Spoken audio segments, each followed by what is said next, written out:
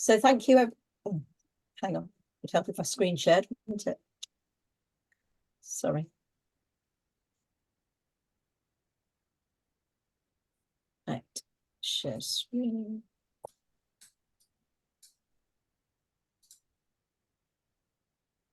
Right, so thank you everyone for coming and welcome to this month's knowledge share, which is kindly sponsored by Qualsy.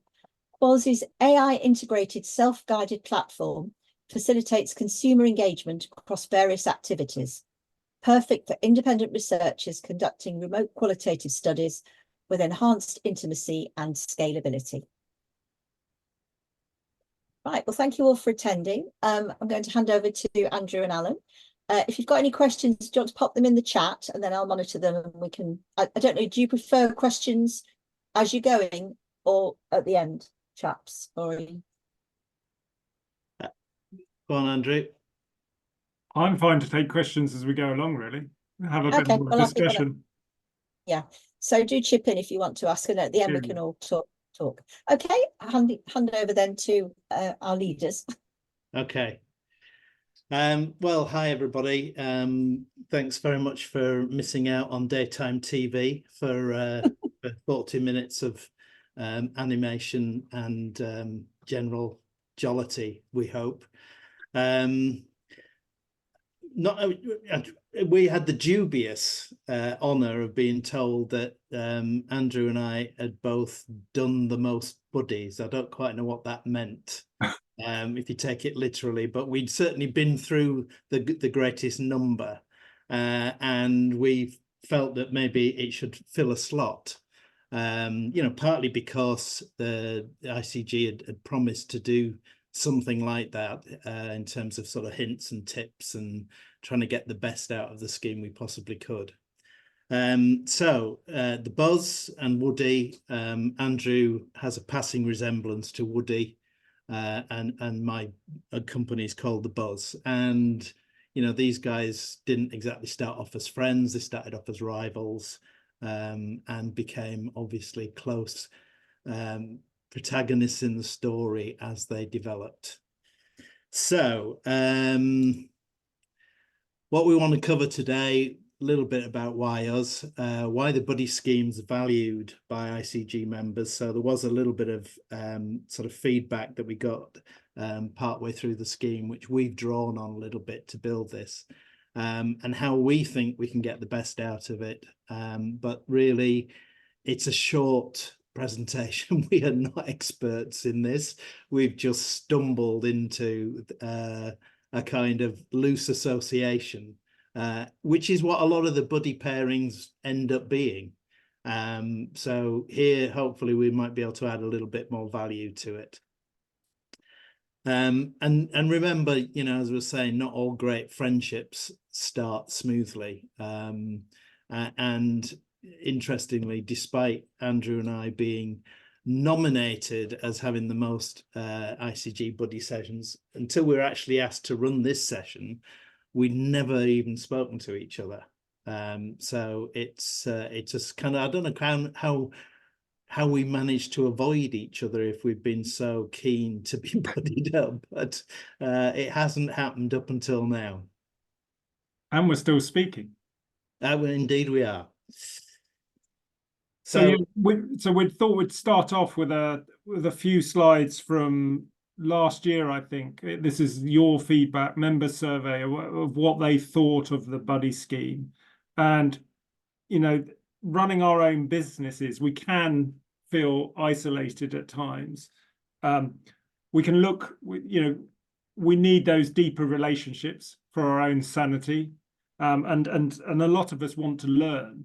And, you know, learning from our colleagues and the breadth of experience that we have within the ICG is a great place to start. And hey, we might even end up working together and making some money. You know, that dirty word money, we can make some money together. That would just be fantastic if that happens. Doesn't always happen, but that's, you know, the perfect scenario. And then the next slide goes on to actually just some actual quotes from members, which, you know, they're sort of asking for the suggestions, the ideas and the ways to approach this buddy scheme and how to get more value from it.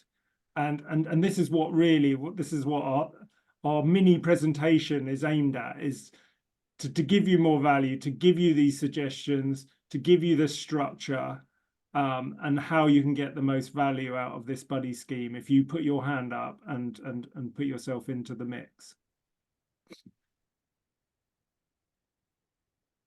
And I think we need to, one of the things we agreed on when we started to discuss and try and make some sense of all of this in terms of what we do, is the thing that Andrew and I seem to have in common straight away was we had a very open mindset. And you're going into this, you know, not knowing what's going to come out of it in many respects. And I think that's probably a healthy place to be, because when we reflected on some of the experiences we had, the ones that didn't work as well were perhaps where you were kind of confronted with somebody who was a little bit more commercially focused. You know, what can we get out of this? How can we make money together?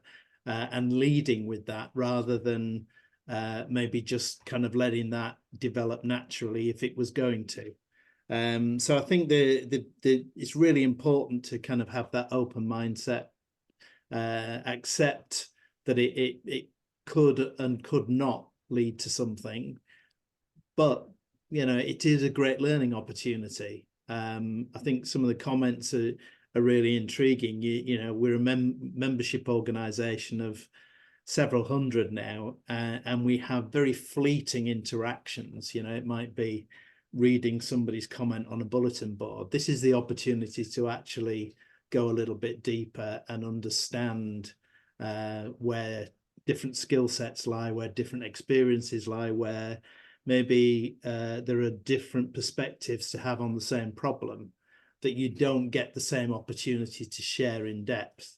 And I think that becomes really important when so much of your working day is maybe spent not on your own, but you know, in your own space, in your own mind, and that opportunity to interact is actually really important. And you know, we have both had experiences where it has opened doors to new projects and collaborations. But you know, I think the point is, don't go in with that forefront in your mindset. Let's try and understand the person, what they are, what they stand for, what their values are, and you know, something mutually develops from there. And then on top of that open mindset, if you can nail that, that's absolutely great, is preparation. And our advice is to treat your new buddy that you're going to be introduced to like it's a potential new client. Do the research. Don't just rock up to the first meeting and know absolutely nothing about them. That's not a good, you might have an open mindset, but that's not the greatest place to start. So do the research, find that common ground. You may not be able to find that common ground in your research. That's absolutely fine, but do, you know, find that common ground early on in that first session. And schedule those times, put some time aside, and if you can't make it, just communicate. I've had some, let's call them bad buddies, that we all get busy from time to time and they just don't show. Fine, could be stuck in client meetings, but follow up afterwards and tell me, or I'll send you emails, you know, do you want to reschedule? Nothing. I mean, the people that go into this scheme have proactively put their hand up. So I assume that implies that you're interested in taking part. If not, you need to question why you're putting your hand up and putting yourself in the mix in the first place. So preparation and communication combined with an open mindset, and that's a good place to start. And then I think that, you know, the really important thing, we all know this, you know, particularly look, we all know this. I'm not going to say particularly the qualies amongst us. We all know this. It's human interaction, but first impressions really do count. And if you show you're prepared, then you know that's mutual respect right from the outset. I think it shows you're interested. And we talked about some of the things that we both, I suppose, outlined in those first meetings. You know, having done a bit of research, it leads you to say, I'm really interested in your work on whatever it might be, or with whoever it might be. And I've always wanted to know more about a particular subject that you might have, and it may not be research related. You know, I met a buddy who played the violin, and I've never had an inclination to try a musical instrument, although I am brilliant on the air guitar. Yeah, and drums actually, and actually a bit of bass if the music's right. I can do it all, but I've never been committed enough, I suppose, or dedicated enough to learn an instrument. And the discipline around that and what it gives the person was almost the starting point for something which then developed to be a much closer kind of buddying session, I suppose. And also we've got, you know, it's a small world, it's fairly incestuous. We've all worked at different places and we've probably crossed paths at time. That's another good, you know, kind of intro. Who do you have in common on LinkedIn? It's okay to start with a bit of gossip, as long as it's not too scandalous.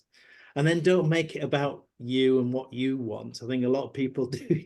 You know, we've had, when we shared our experiences, not the majority, it's the things that stick in your mind that are slightly irritating, is where somebody goes in and it's actually all about them and what they're looking for. And I think you have to be a bit more perceptive and listen, you know, in many respects, like you would do in a kind of business to business executive type interview. That's really, really important, and bounce off those to kind of find some common ground. And then one thing that was Andrew's suggestions, because I don't think I've necessarily done this as a kind of conscious stage, but you know, once you've met up once or twice, be honest and just say, how have you found it so far? You know, is this worth continuing? Are you finding any value in this?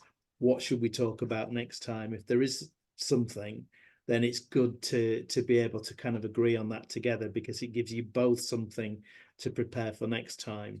But, you know, it's also important to agree how long you want to give it. There is absolutely no point in flogging something that's you know, not going to be reciprocal.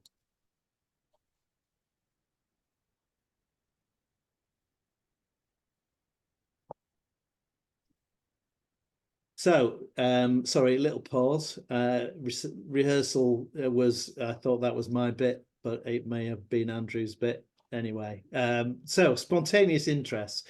I think shared humour is really important. We all know humour is a great icebreaker, but also so are the kind of spontaneous interests that you might have, or just similar perspectives. You know, with maybe avoiding the things of religion, politics, and relationships. You may well have some similar perspectives on things that are work related, or points of difference. You know, where you come into something and the skill set is not in your comfort zone, it's distinctly outside your comfort zone. It's a great opportunity to kind of understand a little bit more. And certainly Andrew's kind of experience of a very different networking group where they are multidisciplined by design, you know, really does give an opportunity. There was some learnings there for me, I think, in terms of understanding when you're faced with somebody who does, you know, programs web surveys, but we happen to be put in the same buddying group. You know, what is it that you might find in common that you know, that really is going to be of value to you and that they can talk about. Healthy, constructive debates, obviously always good. I think it's okay to have a gripe. You know, there's nothing that unites people. It's the sort of water cooler conversations that you might have had in agency life. You know, it's like, oh, for God's sake, what we're doing this for, and who does he think he is? They're okay, and quite often you find that comes out of that sort of shared experience or common ground, people who you have in common that you know about, because it just naturally comes up if you've prepared the ground and you're open-minded and open listening enough to make it happen. They kind of, obviously the thing that ignites everybody at the moment, because we're in such a kind of state of change with regards to technology, research software, you know, AI, human interaction. Are we all going to get outdated? You know, there's everybody's got a perspective on this, and there's so much out there that your experience of different platforms. It's really interesting when you look on the e-board how somebody will say, what's the best way to do this? And there's about 4 or 5 different suggestions that come up now. Whereas maybe previously, if you go back 2 or 3 years, it might have been one. and I think understanding, you know, people's experience of different software, what they liked about it and disliked about it, is a great opportunity in a kind of buddy session to just explore, you know, shoot the breeze around these sorts of things. And don't be frightened to kind of share what you feel challenged by. Because if you're feeling challenged by it, there's a strong chance that your buddy might also be feeling the same challenge, or have a solution, you know, have a suggestion to get around it. And, you know, if location works, then, you know, meet up. Dan, my current buddy who's on the call, sent me an email today. Sorry, I haven't had a chance to reply yet, Dan, about meeting up next week. It's not going to happen next week, but it might happen the week after, because we both happen to be in the same sort of geographical area. We're within 40 minutes of each other. And, you know, why not give the time? If it's worked at the first call, then, you know, invest a bit of time. There's nothing quite like meeting in person. Yeah, and a bit more around the planning and the preparation piece is think about that next session. So how I've got most value out of however many double figures, 11, 12 buddy schemes I've had so far, the better ones are the ones where we had some sort of structure. So the first call, the first meeting is the meet and greet. You've done a bit of prep. Fantastic. You know a bit about each other, get to know each other, like Alan said, what you're interested in, not just work related, get to know the person, but then agree, all right, we're going to meet in 2 weeks' time, however long it is. We're going to meet for an hour, and what are we going to discuss? It's not about just turning up online or in person for a chat. That might work if you get along really, really well from the outset on a personal level, fantastic. Like when Dan and I meet up, one of my ex-buddies, we just end up talking about music and going to gigs all the time. That's fine. So, you know, beyond the fact that we've actually worked together, but agree what it is. And it's a sort of show and tell. And don't be, you know, we work in the same small industry. You know, occasionally we might be competitors, but generally we're not. So don't be, you know, within your NDAs and confidentiality, show and tell what you can and learn from each other. So if I'm buddied with a pure quali, I do quant and qual. If I'm buddied with a pure quali, I want to know more about that word. Oh, can you tell me more about how you do X, Y, Z? And they go, oh yeah, tell me, they never do quant. How the hell do you do quant? How do you sample? How do you show me some software? Whatever it is, agree. You know, you can either split the session in half, where you teach other, show and tell with each other, or you can take a session. Depends on the subject, how much time. But just plan ahead, and then put some time into that meeting, that preparation. Don't just like think about it 5 minutes before. Like you say, approach it a bit like a client meeting. And then, you know, you can talk around your interests and hobbies as well.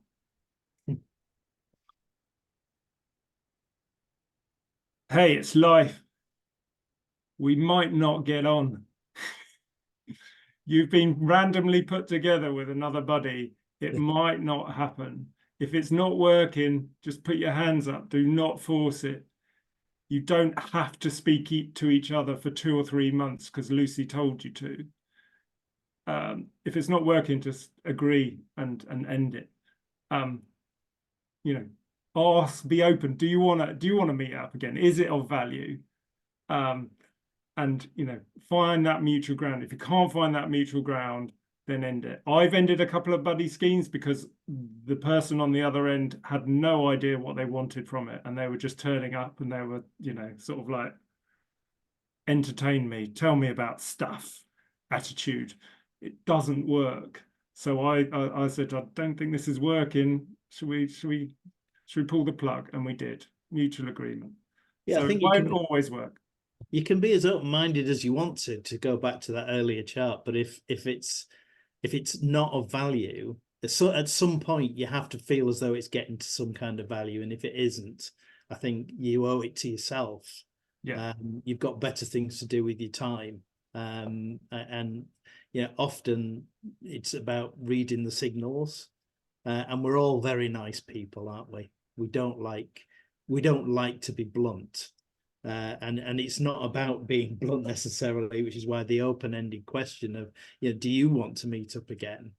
Well, if we do, can we make it worthwhile? Can we talk about something specific?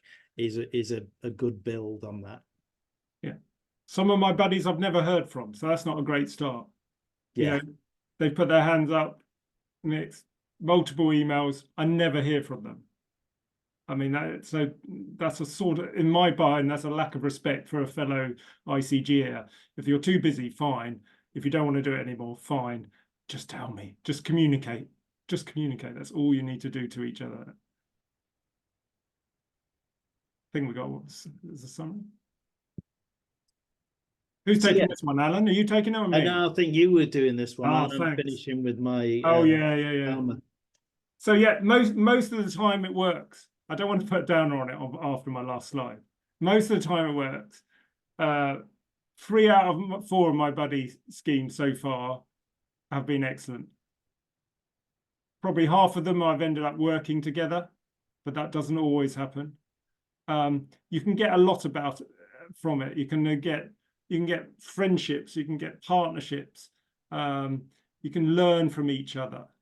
But don't just turn up and expect that to happen. You do need to work at it sometimes. You do need to have respect for each other and communication and that sense of karma. And don't just treat it immediately from the outset as, I'm going to buddy with this person, I'm going to make some money. They're going to give me some work, or we're going to work together. That will naturally happen if you click, if you find that common ground, if you learn from each other. So Alan mentioned this other community I'm part of. It's called Bit 100. Business is personal. That's what it stands for. So it's all about understanding each other inside and outside of work. They're all business leaders, business owners, all have different challenges. Work collaboration naturally happens over time. It's not the people that come into Bit 100 looking for revenue don't stay, because it's the wrong mindset. And you put that all within the context of our busy day-to-day lives, and hopefully we're all busy work-wise. And if it doesn't work, if you're too busy, again, just communicate, just be open, and have that respect for your other ICG buddies. Cool. So when you plant good seeds, the plants you grow will be healthy and nurture you in the future. Bless you, my children. You can go. There's a collection box at the on the exit. But you know, those are just a kind of set of trying to formalize some thinking. It's common sense, and we are natural empathizers, I think. But you know, possibly more so than most other industries. We're interested in now in really just kind of seeing whether we missed anything and learning from the group. So I wanted to throw this open to a much more of a kind of broad discussion to see if anything that we've touched on here either struck a chord or the opposite of that. I told you I wasn't musical. So, you know, let's just see what your experiences have been. Do you want to all unmute yourselves so we can have a discussion? Yeah, I'll stop sharing so we can all. Cheers. How many of you, apart from Alan and Andrew, have been involved in it, in buddying? You all? All right, everyone except me, basically. And Carry me, on. Oh, Sally. yeah. No, I Oh, haven't. I've just signed up, but I haven't. My buddy's unfortunately unavailable at the moment, but we have been communicating. Can I chip in with a observation? Because I've done it twice, and the first time it kind of all fell apart when we were asked if we could have. There was a late sign up, and we could ask if we could have a 3, and to be honest, we hadn't. I suppose the 2 of us originally hadn't quite cracked what we were doing, but we'd got on quite well, and I think we might have done. But when the 3rd person came along, they were in a different time zone, and we tried several times to meet, and it just never happened. And after a while of it never quite happening, I suppose we ended all giving up. So the original 2 never kind of did. So I just wondered, have you ever had a successful 3? Or was that never happened? No. You never been asked to do a 3? No. My worst experience was a 3. It sounds slightly strange. My worst experience was a threesome. It was just a mispairing. It was somebody who focused very much on quant and a technical side of kind of quant surveying part, and then the 3rd person was in the States, who was a very specialist medical interviewer, you know, whose black book was probably all the top plastic surgeons in America. So it was a big book. And she was very, very sought after because of those connections. It meant she could get interviews and do pharma and medical type interviews really well. And the opening gambit from person A to person B was, that sounds fantastic. How can we survey these people so we can make money together? And you know, this very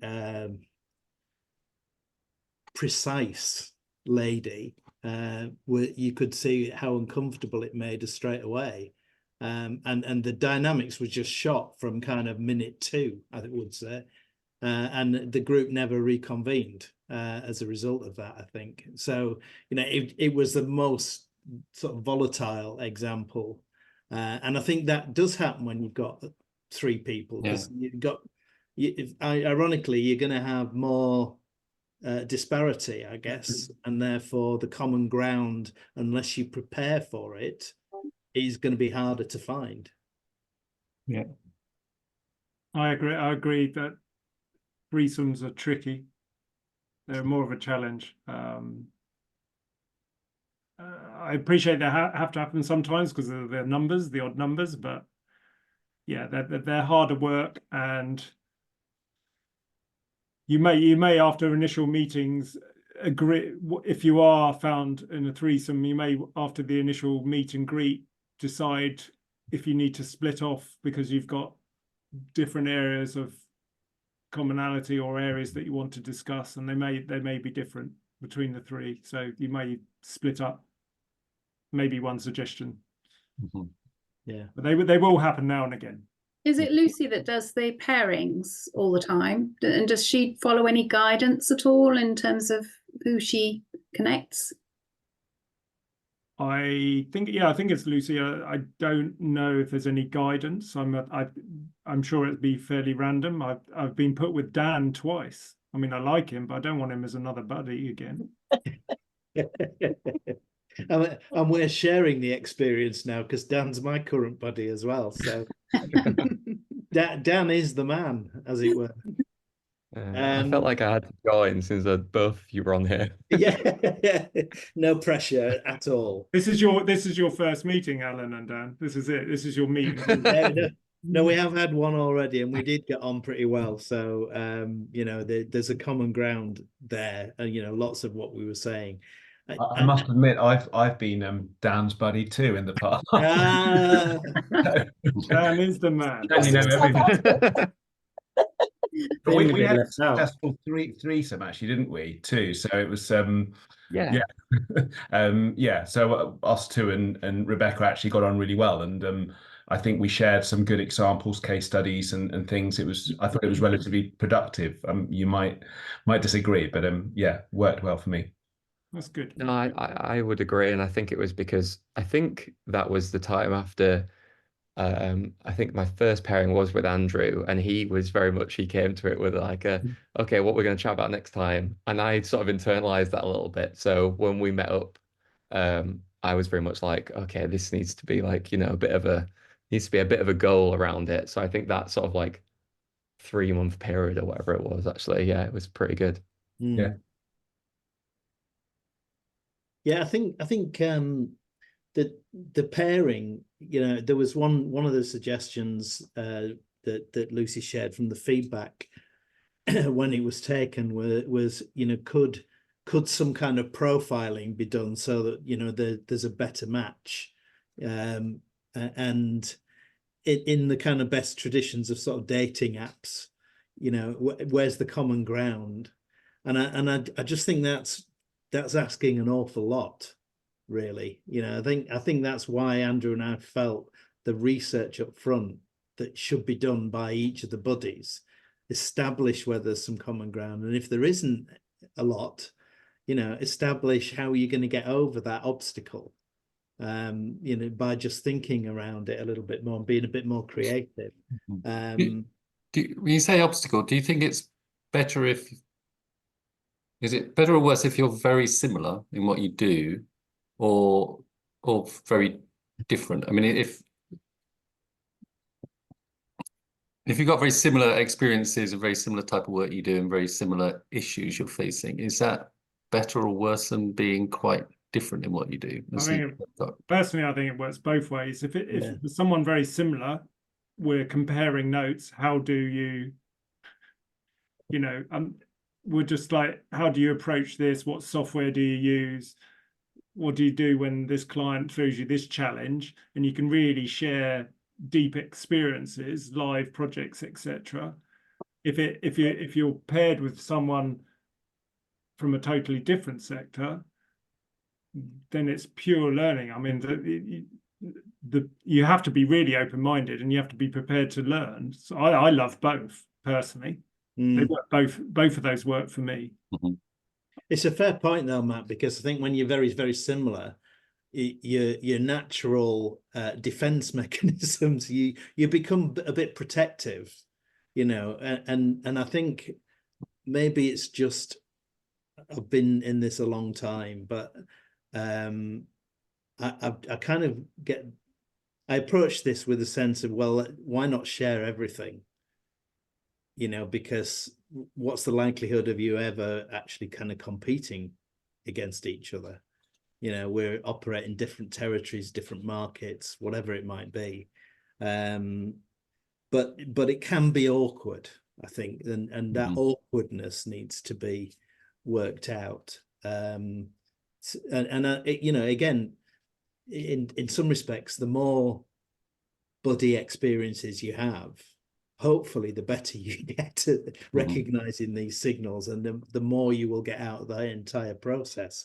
So I'd be very sad to see it, you know, kind of fade away through a lack of support. I think there's a basic kind of need that it's feeding, which is the need for collaboration, and collaboration beyond the point of, does anybody know a recruiter in Berkhamsted? I guess it comes back a little bit to what you were saying, Andrew, about if it's not working, then just stop it. You know, neither party have chosen the other one. It's not like a mentor relationship where you've said, I want to learn from you, and it's a bit more of a parent-child relationship. This is much more of a sounding board I guess. Yeah. And Yeah. setting those expectations at the start to say, you know, personally, I'm very, very new to being an independent consultant. So I'd want someone to go, what the hell am I doing? What are the best setup, piece of software that you need? What are the processes that you need to go through? And that's just setting those expectations on that first meeting, I guess, isn't it? Think of exactly. Think of the ICG like a little village, and you go to the local pub. There's people that you're not going to get on with in that local pub, even though they live in your village. There's people you're going to avoid. That's natural. That's going to happen, and it will naturally happen with buddy schemes. It can't be perfect. Yeah. But yeah.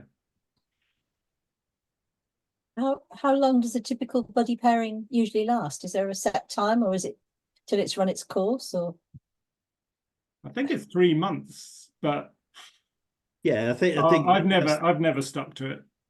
I'm still trying to get rid of Dan, and I can't get rid of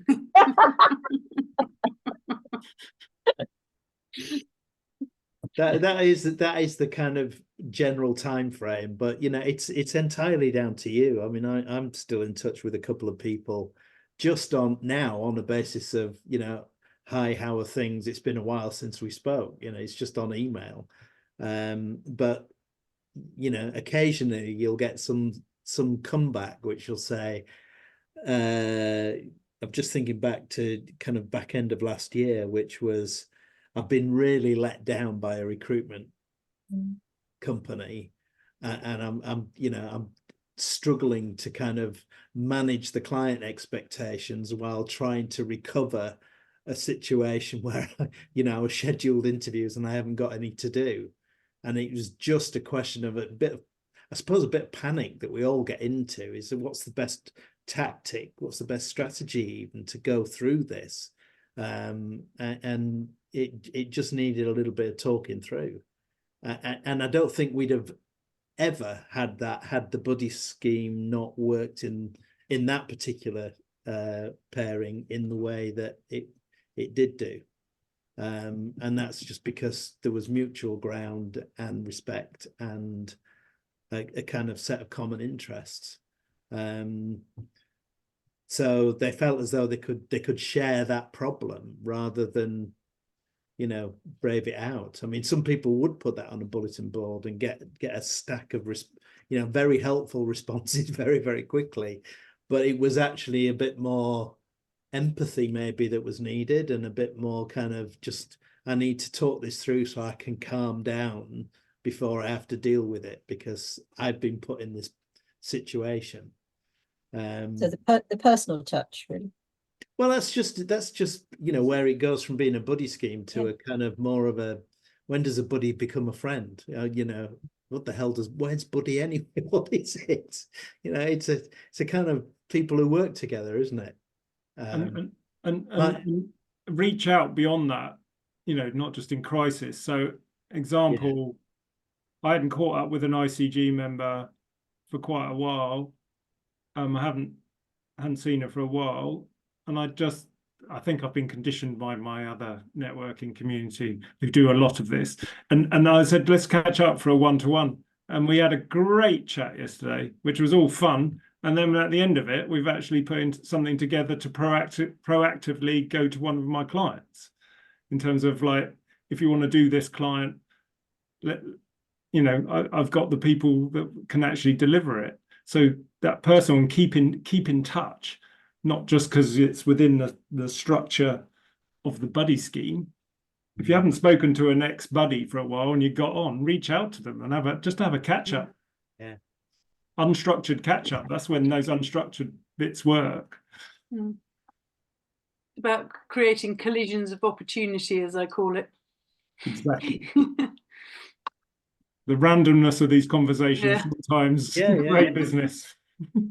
But that's that is what keeps us all together. It keeps us paying our fees and wanting to be part of this, isn't it? It's not just a collective of middle-aged people, for God's sake. Look at Dan. I feel like I'm really been singled out in this webinar. You're just the poster boy at the moment, Dan, that's all.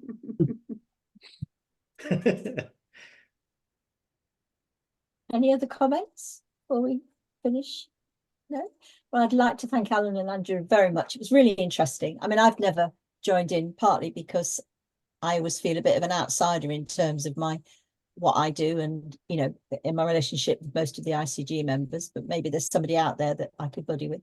But yeah, food for thought. And thank you very much. And have a good evening, everybody. Yeah. Thank you, guys. Thank you. Bye, everyone. Thanks a lot. Bye. Bye, Alan and Bye, Andrew. guys. Bye.